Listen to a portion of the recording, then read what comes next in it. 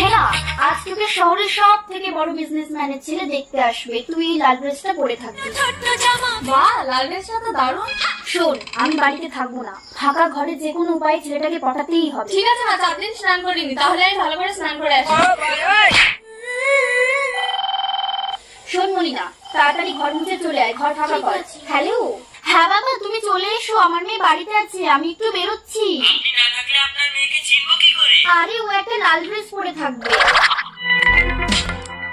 বাহ, হেনার লাল জামাটা তো খুব সুন্দর। একটু পরে দেখি।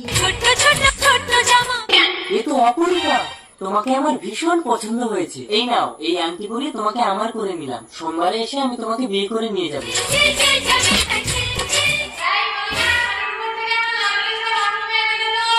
হ্যাঁ, আনছি। এই নাও, ড্রেসটা